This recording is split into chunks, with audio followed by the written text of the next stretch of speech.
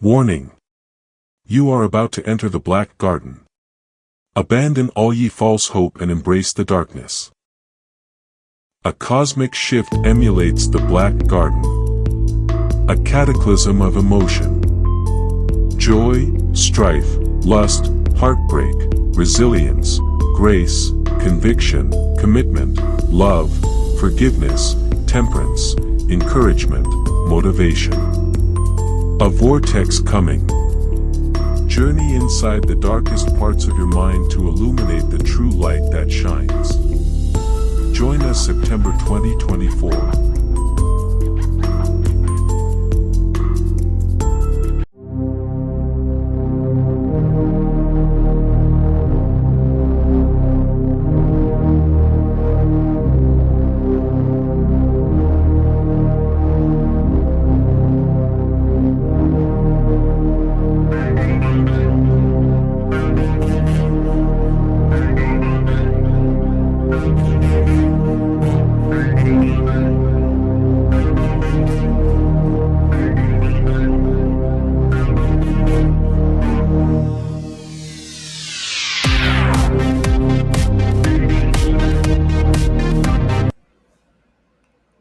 There once was a place enchanting your darkest desires. There once was a road that crossed all your tranquility. A fight for true love, a fall for timeless lust, secrets of the labyrinth, destroyed bonds at the glance in a mirror.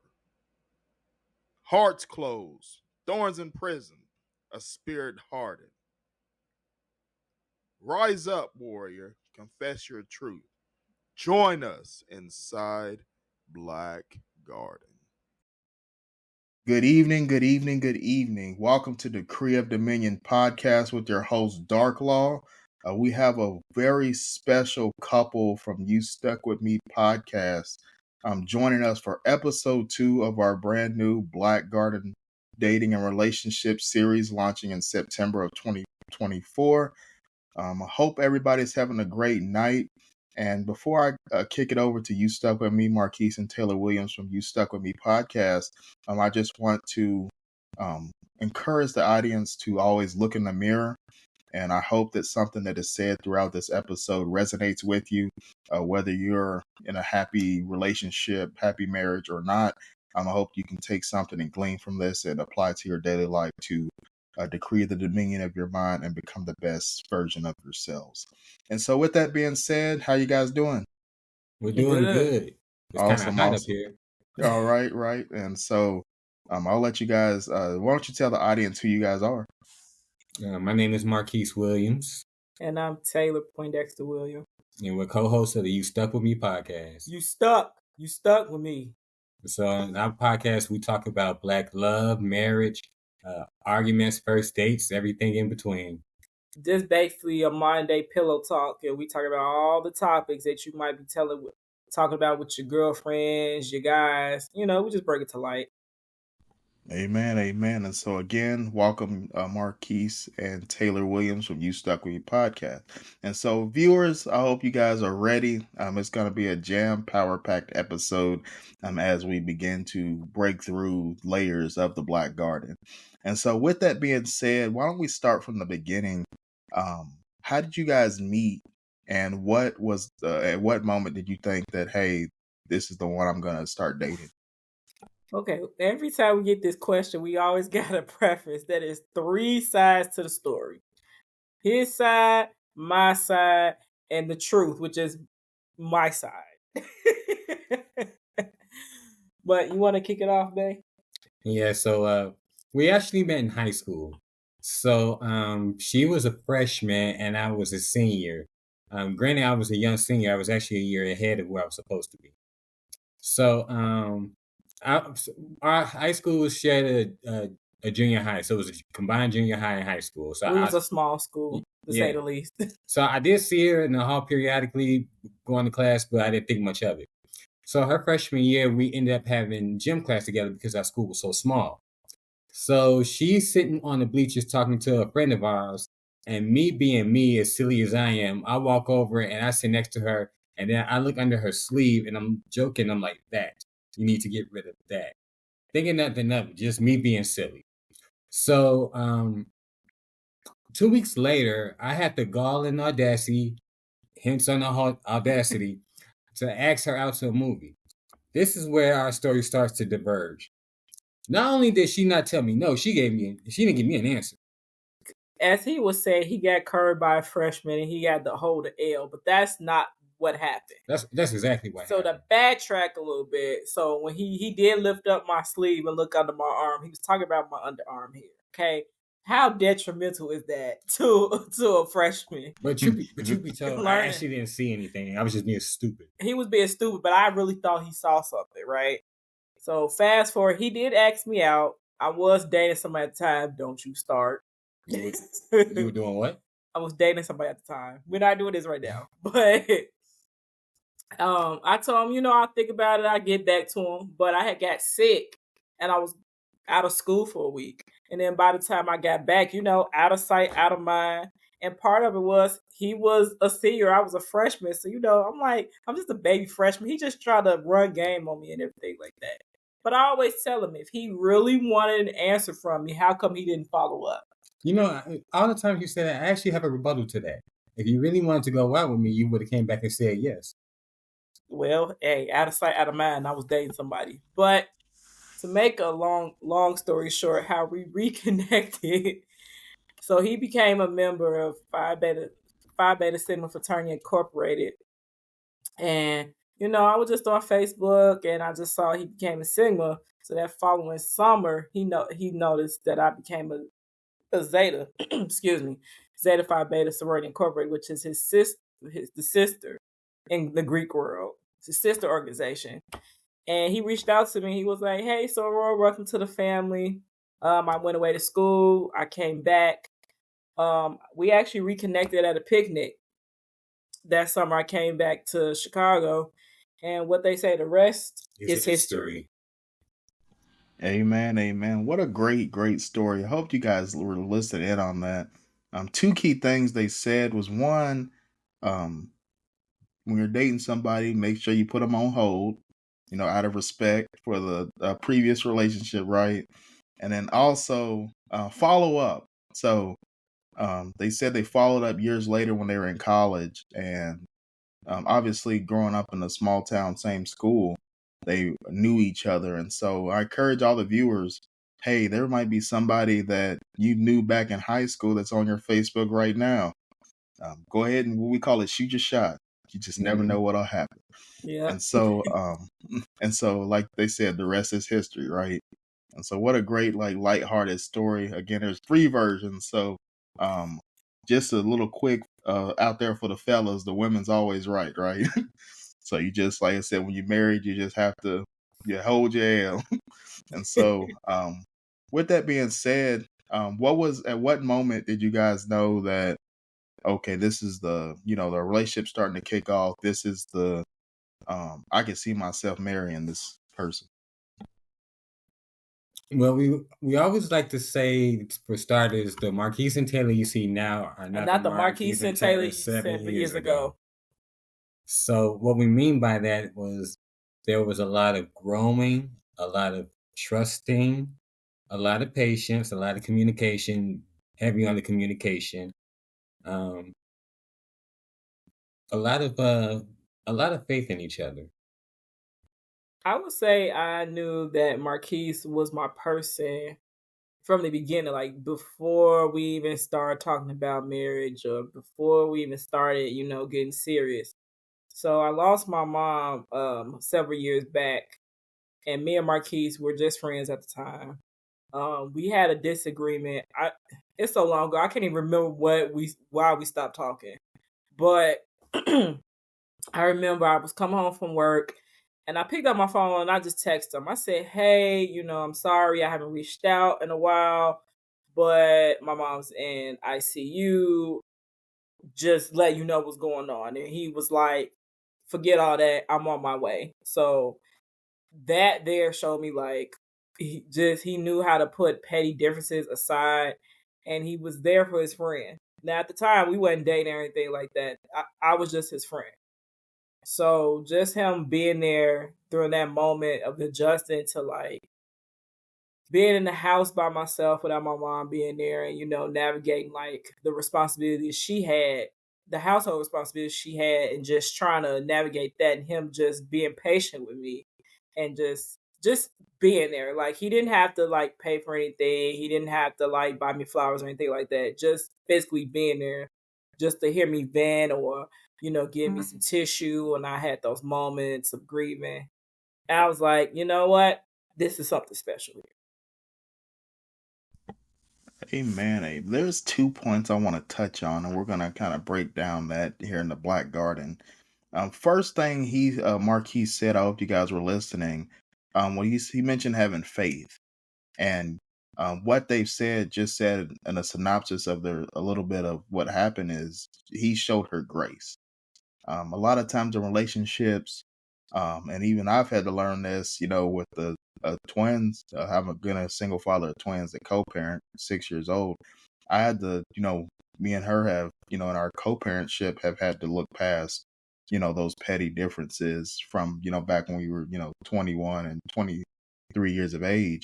And what he's saying is, he showed her grace, like, hey, it's about having awareness within your own, mindset, right? So even though they weren't dating, hey, this is my friend Taylor.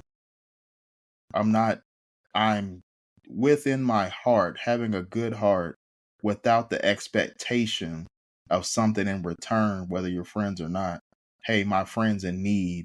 Forget what the petty stuff from the past. I'm going to go help. And that's one thing I want to talk through is that having the grace factor. Because a lot of relationships in general, a lot of friendships, like they said, they started out as friends. So this wasn't even within the marriage or within the serious dating phase, y'all. This is what they said is, hey, this is just friends getting to know each other and building that connection, right? And as a man, I want to speak to the men that are viewing as well. He might have not, I don't know if he knew that would be his wife at the time, but he's, having a good heart. He said, hey, one of the Bible verses, don't get weary in well doing. And he said, hey, I haven't heard her for weeks, for months. We had a falling out or a disagreement. Hey, my friend's in need. I'm going to go. Don't you worry about it. I'm going to go. And I want the viewers to know he didn't have to do that. He could have not answered. He could have blocked her number. He could have, there's a lot of different petty things or different things we do, because we're all human, right? Nobody's perfect. And I do want to commend you, Marquise, on, again, what he said is having faith and grace throughout the journey. But it all started from that beginning when he was friends. And I want to talk on that point.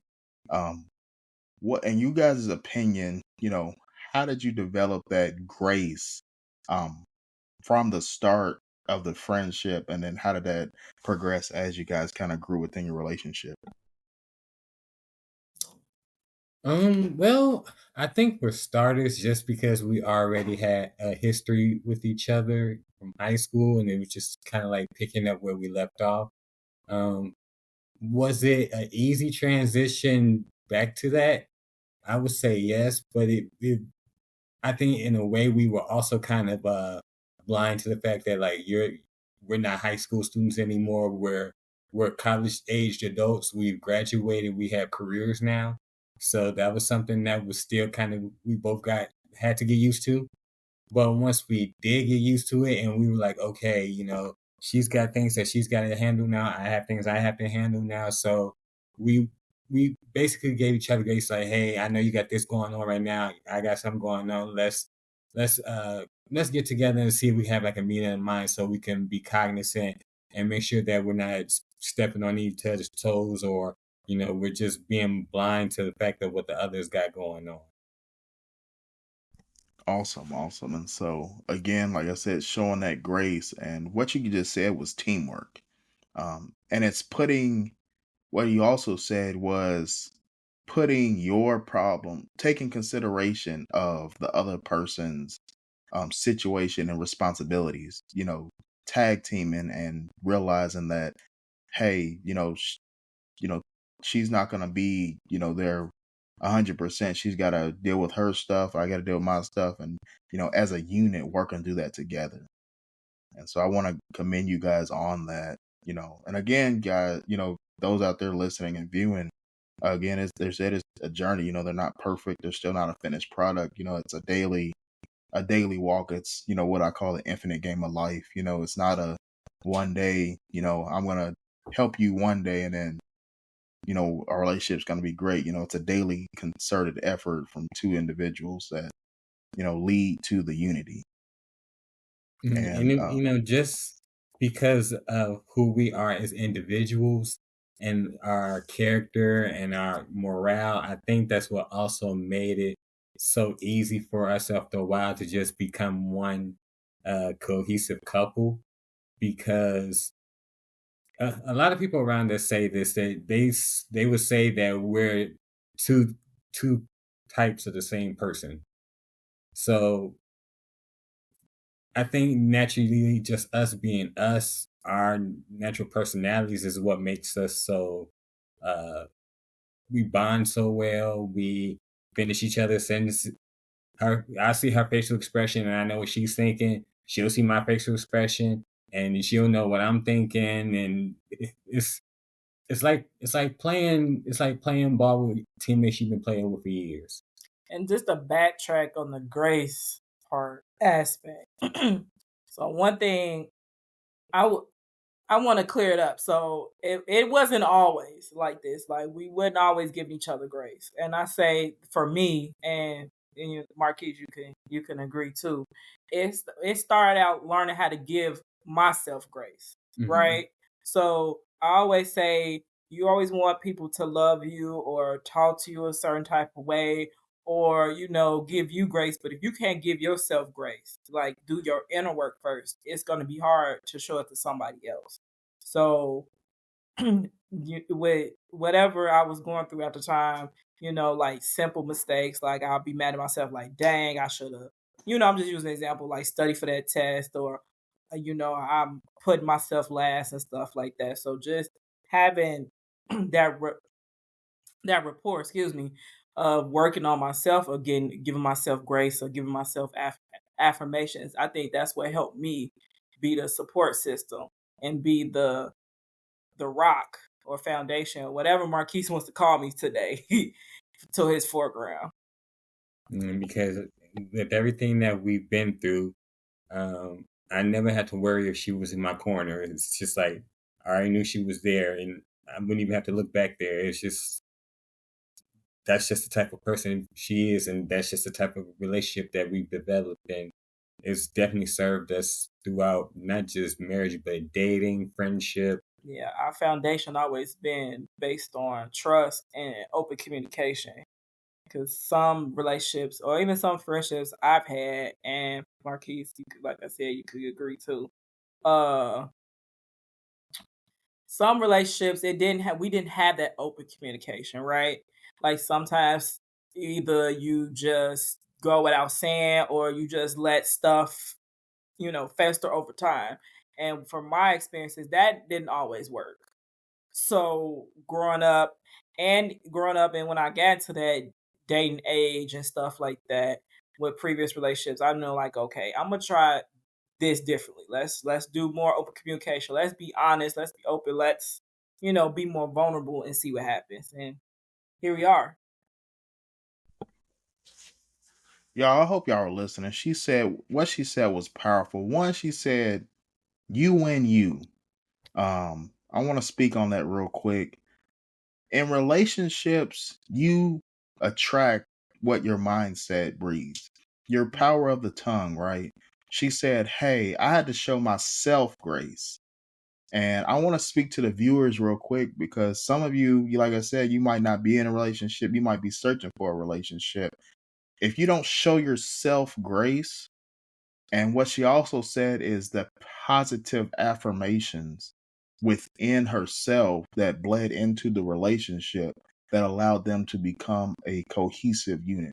What they're speaking on is they have chemistry. a natural chemistry with each other and a natural trust that is developed. And, a lot of couples and relationships don't have that even with just friends. And it starts with yourself. And I want to speak to the people that we call them negative Nancy's, right? If you're always doubting yourself, if you're always negative, regardless if your relationship or not, it's not going to be healthy. It's draining to the person. You can't have one person in a relationship that's super positive. You can't have one person that's super negative. You have to be balanced. And like they said, they have an open communication. So even if you're down, like I said, we're all human. Every day is not the best day, right? But you have to make it the best day. And if there's a problem, that's where the open communication is on explaining, hey, this is what's going on and this is why I feel that way, and gaining that clarity. And so I And want to what we've encourage. also, oh, go ahead. I'm sorry. No, you're fine. And what we've also learned in our relationship is not just open communication, it's effective open communication. Because you can say something repeatedly until you're blue in the face, but the other person isn't getting it. There's a communication mishap there somewhere. So you got to make sure that, or at least with us anyway, we make sure that if we don't think that we're speaking clear or we're not making sense, we'll always ask, like, am I making sense, or do you understand what I'm saying? Just for that confirmation.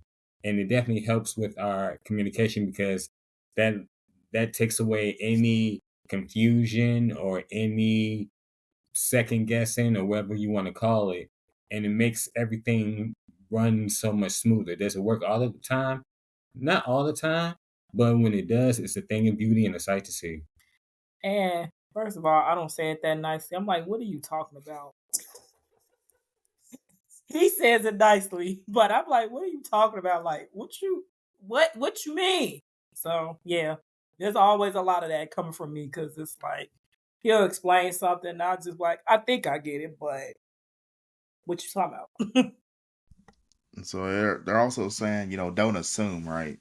Especially a Exactly. lot of people want to text. I'm pretty sure a lot of this is in-person communication, effective communication. So let's say you're texting something. It's like, hey, let me, wait till we get home. We'll talk about it. It's that kind of Yeah. communication. Mhm. Because like I said, text or you might say something and you might not be in the right, frame of mind, and you might hear it the wrong way. And it's like, wait a minute, I didn't mean it like that. But if you don't, again, instead of assuming, if you don't get that clarity, it could, like I said, ruin your moment or ruin your day. You might think, wow, you're being harsh or you're being insensitive, when it could have just been, hey, I didn't mean it that way. This is what I meant. And so it's always, developing a strong relationship is gaining that clarity to continue to build that chemistry. And there's also something that they did speak on earlier I want to touch on as well, from the beginning, is when she called him and explained the situation with her mom, he said, I'll be right there. And so I want to speak to the fellas real quick. Fellas, you have to have what they were talking about, faith. You have to be a go-getter in life. Nothing in life is handed to you. And what he did, he made a leap of faith from his heart, without the expectation of a relationship. And so what I'm saying is, he didn't know that they would be married today, or maybe he did know, but he had the faith that, hey, we're going to develop. But it all starts with that given heart. Again, not getting weary and well doing, the things hoped for, but yet not unseen, right? So you might not see it with your eyes, but having the faith that it's there. And, that was the start of a wonderful, healthy marriage. And so with that, I want to ask you guys, what's one of the hardest things that you had to overcome when you were transitioning from just dating to a marriage?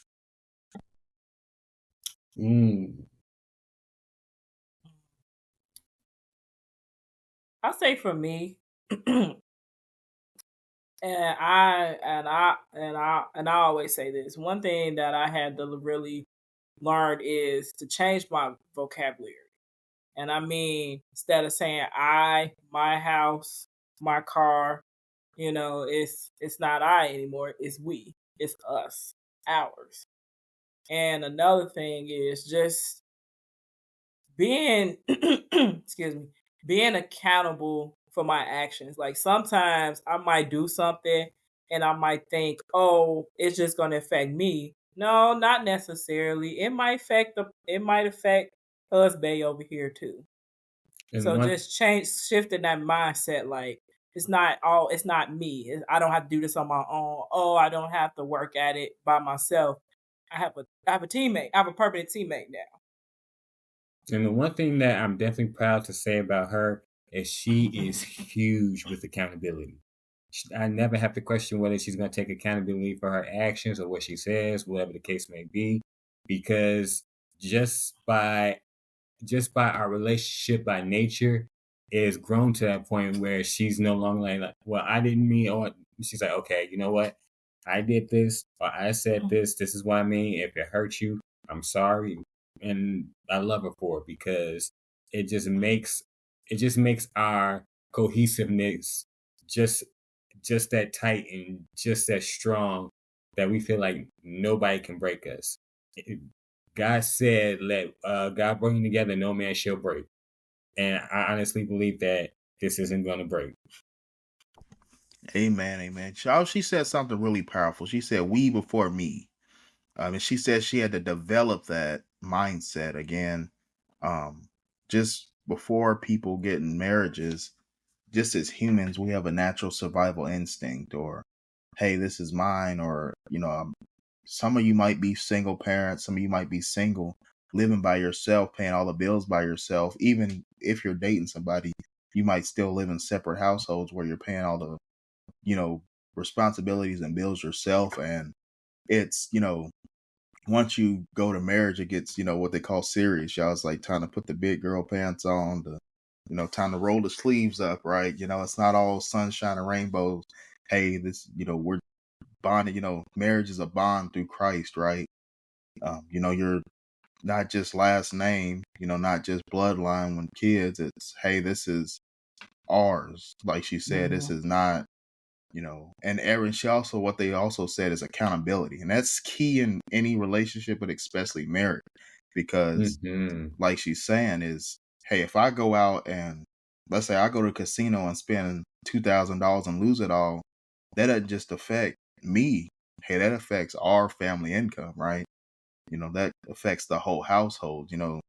Let's say your mortgage is $1,500. You just spent, lost all the mortgage money. Now you're, not only bringing harm and stress to yourself, but also your spouse. And so it's having awareness and being cognizant of, hey, every decision I make affects not just me. And what she's saying is that she had to realize, hey, I have to watch what I say, my vocabulary, because again, even if I buy it with my money, it's not really my money, it's our money. And so that's one key shift. And so with that being said, when you guys kind of got first married, what are I know people have all those horror stories of, we all have that friend, y'all, that coworker, like, and I've been divorced like 5 times. I done been married 3 times. Like, I ain't getting married. I'm scared of marriage, or marriage is just a piece of paper, right? Or, who wants to get married? I'm scared to get married. I don't want to be tied down or be, locked up, So what are some, negative stereotypes of marriage that you kind of like heard going in, and, what are some of those, and, can you kind of shed light on how it's not all bad? Well, the first one that I'm pretty sure both of us heard was marriage is just a piece of paper.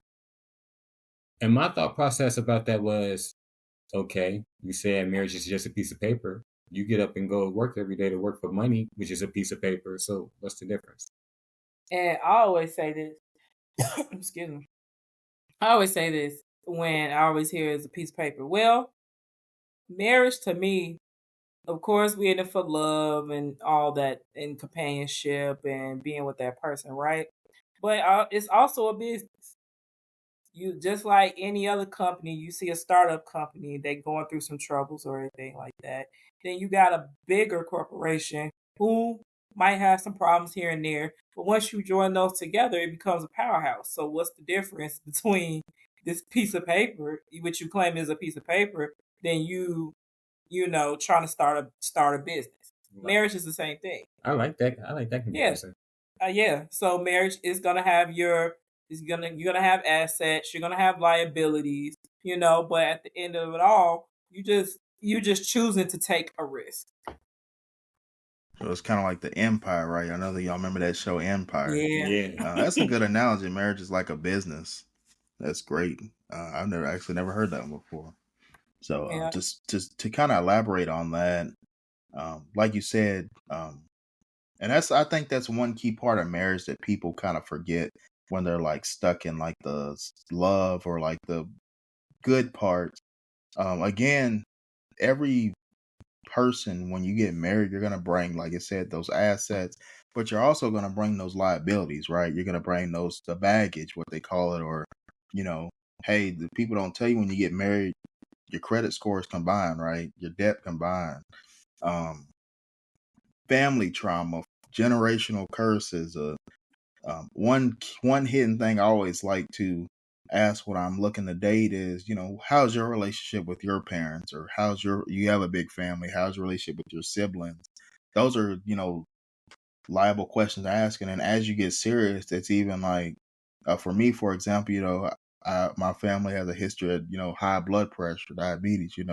When you're looking to maybe start a family, those are some questions you ask, like as you're, talking through, starting to feeling like, hey, what are some genetic things that I gotta, be mindful of? And, like you said, it's a bit, just like a business. Hey, we're gonna, thinking about joining companies, right? Hey, what are some liabilities? What are some parts of your company that aren't so great? And, are we, the key question you have to ask yourself, and I want the viewers to listen, is it worth the risk? Is it worth the investment? Right? Just like a business. And you have to think about that when you're looking to date and marry. Yeah, because some people may not make good partners. Some things that they have in their quote unquote stock portfolio you don't want any parts of. So and I think that's an issue with our current generation when it comes to picking partners. They're not vetting the person properly.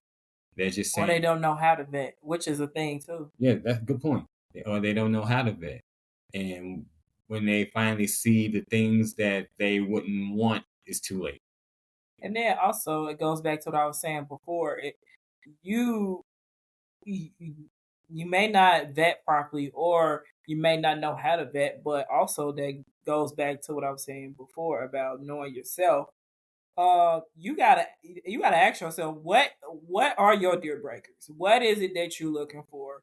What is it that you're willing to ease up on? What are some habits of a person that you're willing to tolerate?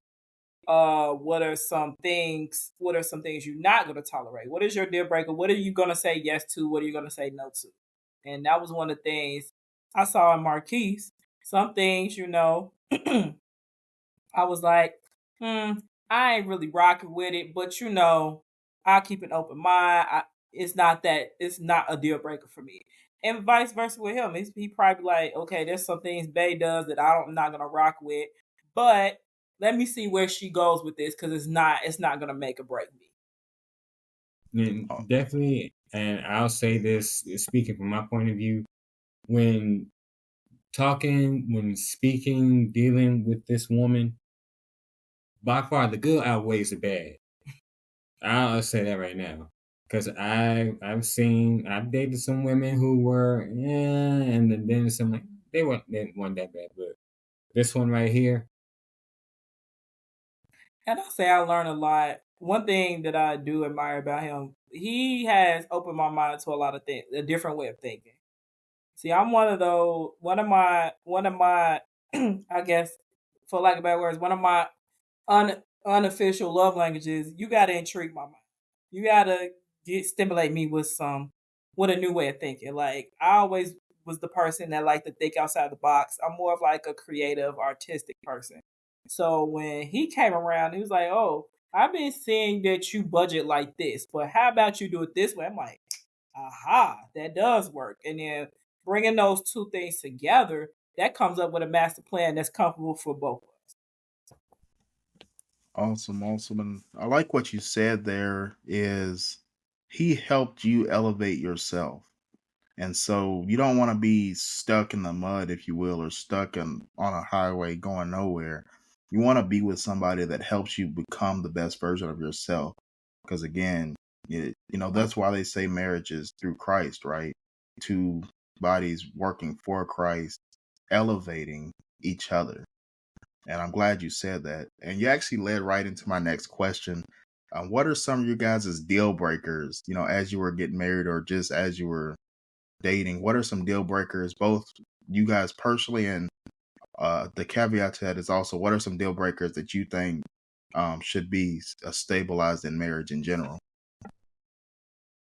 Well, first, my deal breaker is if you can't support my walk in Christ, then we can't we can't make it work. We can't be together because I say with that. Now I'm not saying it's a condemnation. You believe what you want to believe. I'm not gonna judge you. That's between who and you serve. But for me, I wanted somebody that can help support me in my journey with Christ. That was number one. And number two, someone who would be open to therapy and not just going to therapy when something is wrong. Like we might have a situation in our relationship where we cannot figure out, instead of just trying to, talk to friends or family who have biased opinions. Let's talk to an unbiased peer. Let's talk to a moderator and solve this together. Uh, um, Something that was a deal breaker for me was I am a fervent believer in God. As for my house, we will serve the Lord.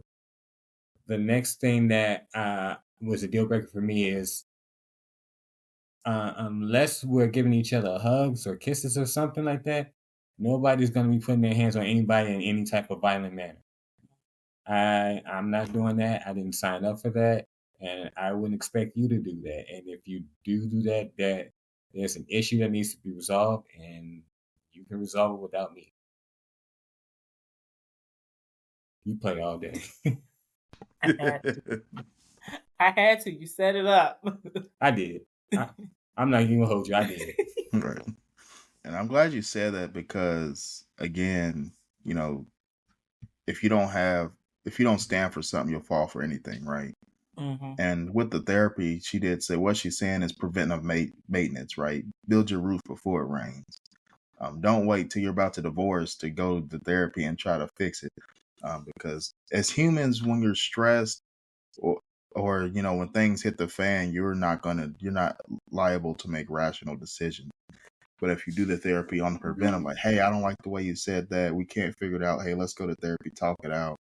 Then you work through it, right? It's kind of like working the kinks of something, Back when, like going into church, when you're ironing your suit, you put the little, everybody know about that starch in the can, right? Got to get the Mhm. creases out. Same thing. You don't want to wait till the morning of service, late for Sunday school, trying to iron your clothes. You want to iron it the night before. Hey, let me preventive. Hey, let me make sure the creases are out of my pants before, the day. And then when I wake up in the morning, let's say you see one or two creases, and you can just, brush it up and you're all good. And so, It reminds me of this saying. I forgot where I heard it from, but it reminds me of this saying. We always take preventive measures with our cars, right? Like and exactly when you need an oil change. You know exactly when you need a car wash. Why not use that same emphasis that you put on your car towards yourself? That's a word. exactly. And like I said, and with that being said, don't put all your energy into everything else but yourself, right? Even in marriage, you have to take care of you as you build the foundation together. So if one of you guys is lacking, and it's not just physical health, right? It's mental, spiritual, emotional.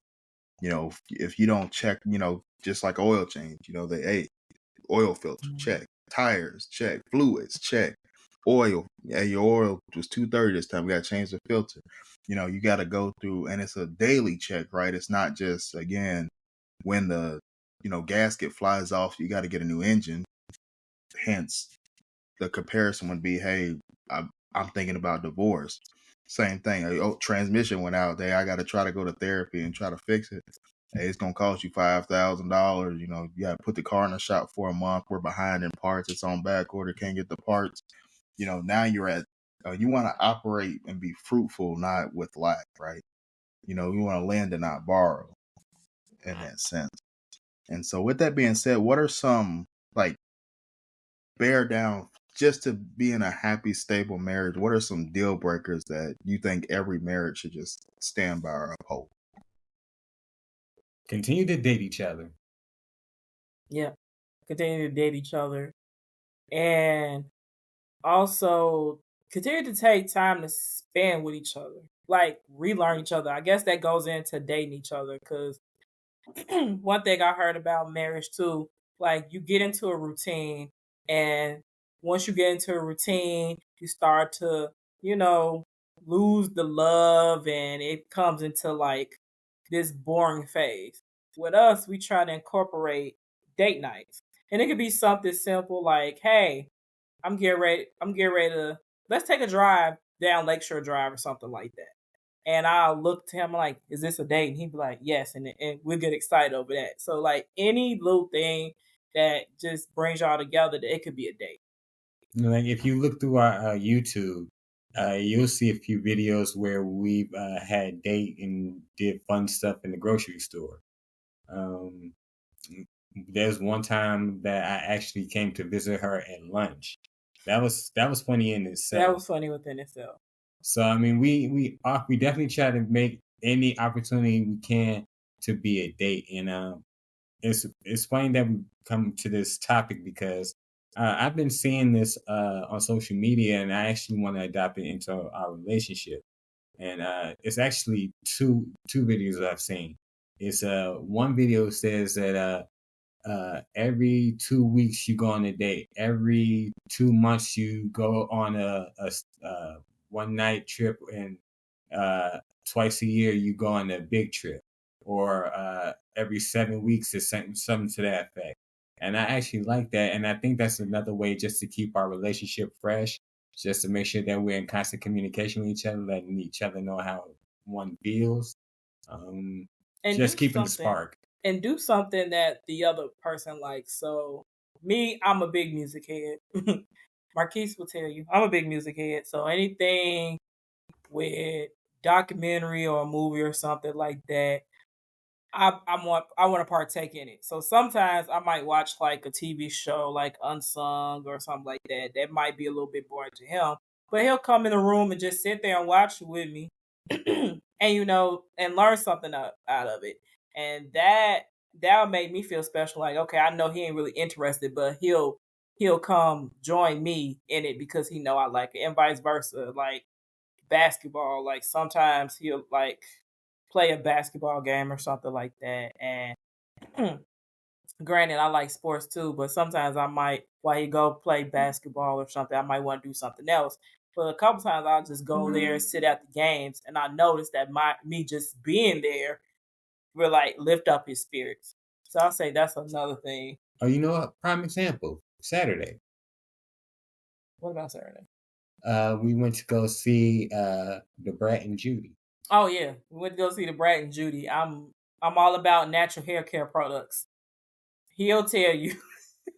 He will tell you, like, I always, every time I go to a store, I always gotta see what product is out, and he'll make fun of me here and there. But of course, he's not really into hair care products like I am. But he stood outside in line with me just to meet Brat and Judy, just to take a picture with him and to buy some of the Kaleidoscope hair products. So that meant a lot because it was like, oh, he does care. Right, right. So what they're saying, y'all, is, continue to keep the sparks fly. Too many times, you get married, go on a honeymoon, and you get complacent. And so what they're saying is to avoid complacency. And that's just in life, not just relationships. You can get complacent at your job. You can get a new video game, get complete. I done got halfway through the game. Now I'm doing the same combos. I'm done, tired. And so with the relationship, they're saying, hey, continue to date each other.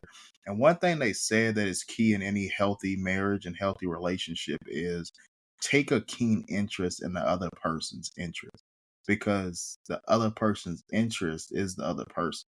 And so again, it's not just, the physical touch, the affection, the love, the, cuddling, the money, financial gain. It's not just the materialistic stuff. It's taking an actual interest in that person. And what they're saying is, when they do the date nights, he might, like say, he might not like hair. Obviously, we have fades, he's not really too focused on the hair care products, right? But it's, hey, I'm not going to automatically dismiss, what my wife is trying to support. I'm going to, support her. And y'all have a smile on the face when you support people. Because even within marriages, I see a lot of people just out in public, that you can tell the husband don't want to be there. You can tell the wife don't want to be there. A lot of people, and I think that cell phones and social media have a lot to do with it. Take a key. Don't sit at the don't go to dinner with me and be on the phone. I've been on a date like that before, and I was like, yeah, this ain't it. Support one another. Like I said, too many times I see, you can tell the couple's married. I'll be at Kroger, or I'll be at a restaurant on a date, or I'll be at an event, and it'll just be, people, that are married that are just like head down on the phone, like, man, I don't, or even at a concert, like the guy or the girl's like head bopping, listening to the other person just sitting there like, man, I don't even want to be here. So take a keen interest in your significant other. That's what I'll say on that. And so another question. So what is some advice that you would give to the viewers that are still searching for a healthy relationship, or still searching for that person? You want to go first, babe? Because this is one of my favorite questions. I know it's going to be easier said than done, but I say be patient and give yourself grace.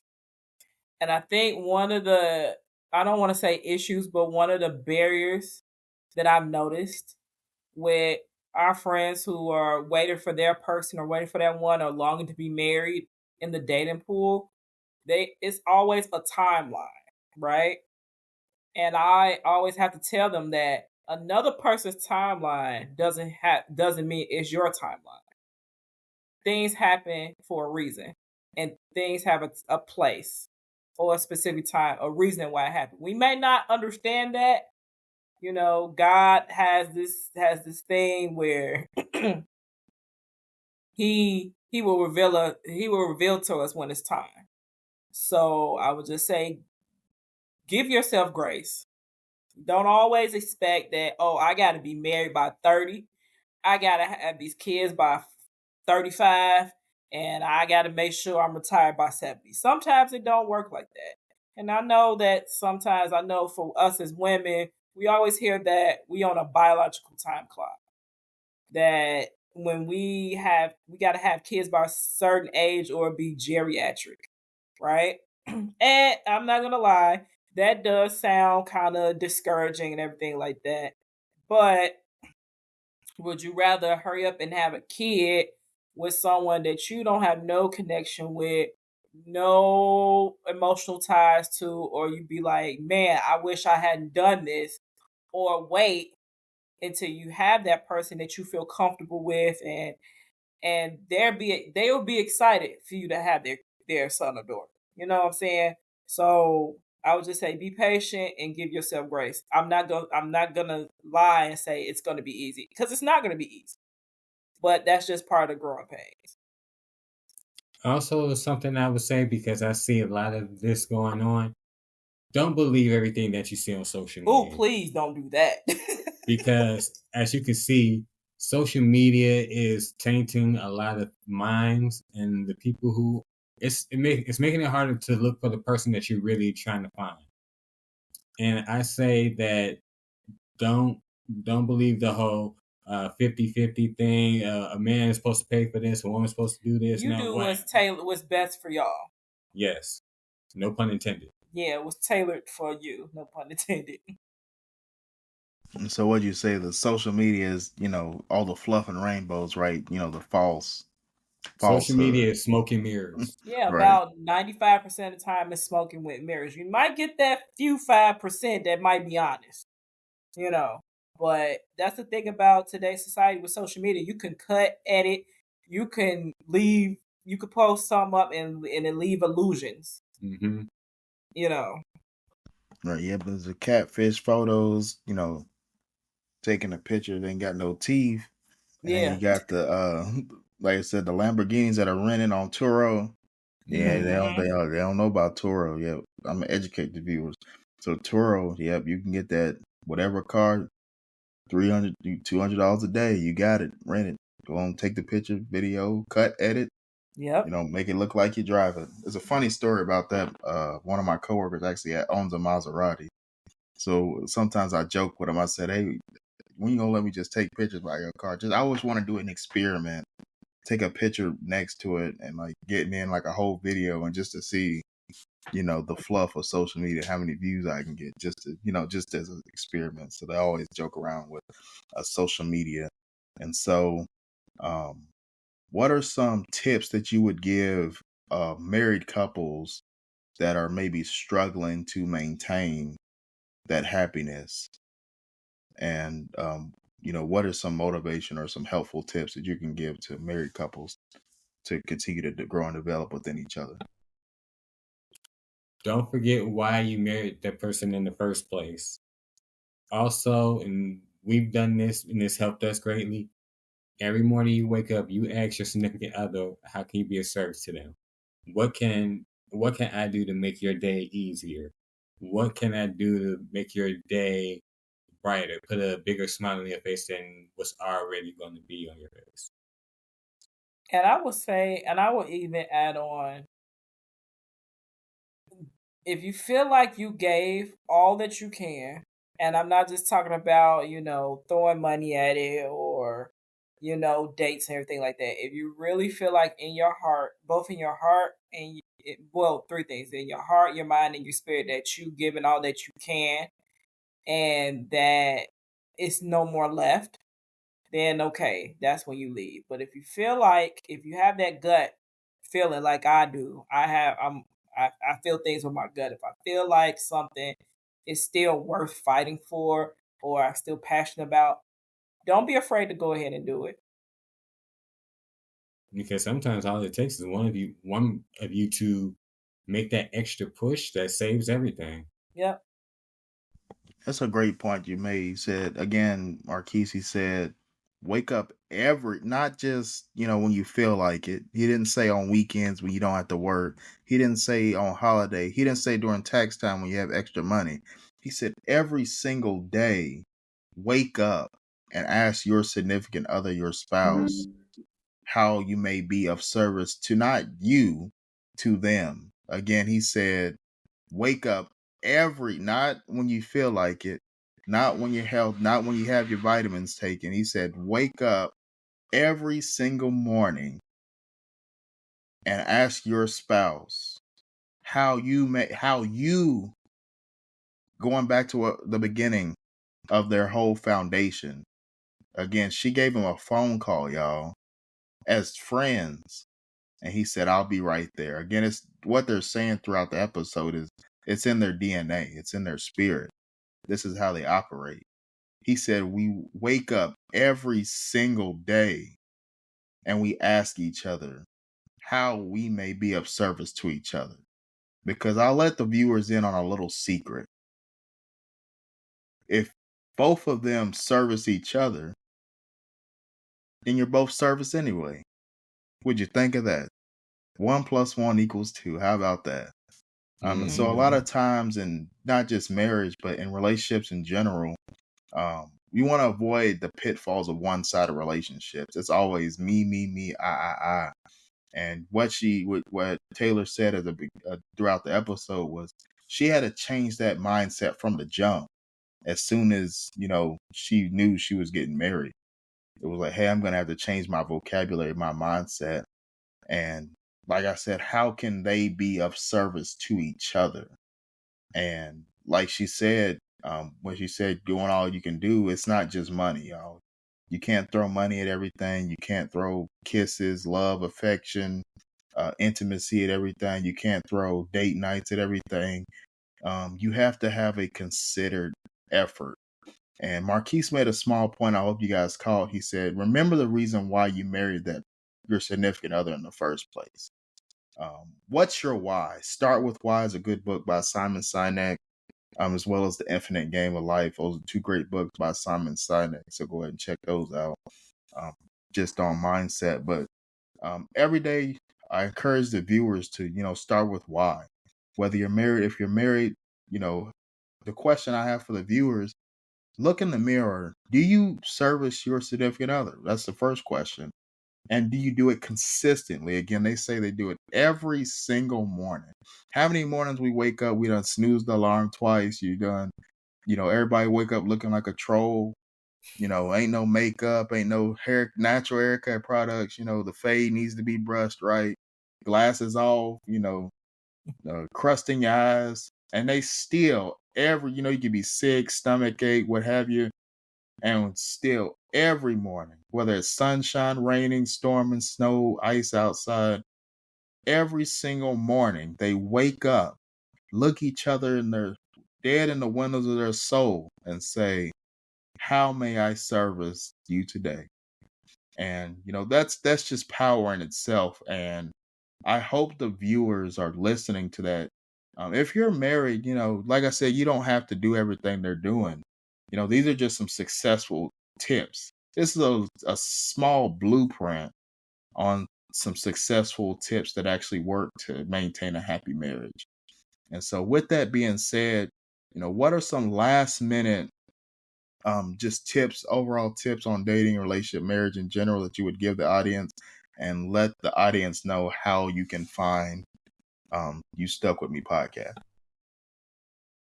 Well, first up, well, babe, you want to go first or? No, go ahead. Okay, well, my tip that I'm going to give is for the gentleman, because obviously I can only speak to the men. In Ephesians 5:33, it says that a man who finds a wife finds a good thing and he obtains favor with the Lord. I feel like ever since that I found a good thing, a wife, I've obtained favor with the Lord, and I've seen Him work miraculously in my life. It's not going to be sunshine and roses, but to end my tips for the men, old saying, can you stand the rain? I'm gonna end mine with a funny story, and Marquise always laughs when I tell this story. So when we were dating, I'll make it quick. When we were dating, I used to FaceTime him every day during my lunch break, right? And this one particular time, I would say, "Oh, you have some pretty eyes." I know where this is going. You have some pretty eyes, right? I would compliment him. I would find something every day to compliment on, like, "Oh, you so cute," whatever, right? And my friends at the time, they were like, "Oh, you so corny. Why you tell this grown man that he has pretty eyes?" Right? 2 weeks later, I come up with an engagement ring.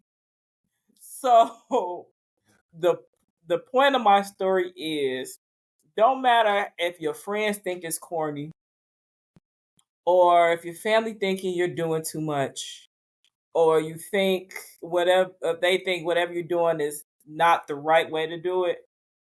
Do what's best for you. Whatever your friends, family think, like why aren't you fixing your man a plate, or why don't you clean the house, or why don't you do this, why don't you do that? Everybody's gonna have opinions. But at the end of the day, just remember whatever you do is going to be in service of your significant other. And if they're not complaining about it, it's no need to worry about it. Well said. Well I said. think I need to say that again. Yeah. Say that again. Encore. I said whatever. If your significant other's not complaining about it, then there's no need to worry about it. In other words, Ice Cube, if it don't mind, it don't matter. It don't matter. Amen. And so go ahead and tell the viewers how they can find your podcast. You want to do it like how we do it on the show? Oh, always. All right. You can send us an email at USTUCKWITME@gmail.com. That is USTUCKWITME@gmail.com. You can reach out to us on our Facebook page, You Stuck With Me, leave us a message. You can reach out to us on our Instagram, that is YouStuckWithMe_podcast, USTUCKWITME_podcast. You can find me personally on my Instagram and X page, formerly known as Twitter, as mine_1, that is M1NE_1. And you can find me on Instagram and the app formerly known as Twitter under Queen Points. That is PO1NTZ. Again, that is Queen Points, PO1NTZ. And also, if you want a little bit more behind the scenes of how we have our karaoke moments, our karaoke rehearsals, and my pre-recorded yawns? Yeah, before the show, you can follow me on TikTok under Queen Points 22. And if you want to follow our podcast, we're on YouTube, we're on Apple Podcasts, and we're on Spotify. And if you're on Apple Podcasts, make sure you like, rate, review, subscribe, and share with your people. And remember, you stuck with us, so we'd like to thank you for having us on here. And you family now. You stuck with us. You can't get rid of us, too. Yeah, we're not going to go no time soon, bro. Amen. No time soon, bro. And so, again, it's been a pleasure. Decree a Dominion podcast. Go ahead, again, like, follow, subscribe on Spotify. Black Garden, episode 2 with Marquis and Taylor Williams from You Stuck With Me podcast. Episode 2 will be launching Black Garden series September 2024, y'all. It's been a pleasure. Again, until next time on Decree a Dominion. And remember, all the listeners and viewers, take something that was said here today, apply it daily to your life, decree the dominion of your own mind. The Bible says, be fruitful, multiply, subdue, and have dominion over the earth, but we want to have dominion over the mind and become the best version of ourselves. Hope you guys, if you don't have a happy, healthy relationship, I pray that you find one and use some of the tips spoken today to achieve that. And if you are in a happy relationship, or if you're in a relationship that's not so happy, wake up every morning and ask yourself, how may I service you today? Until next time on Decree a Dominion, this has been Dark Law, and you stuck with me. See you next time. Bye. Bye. Thank you.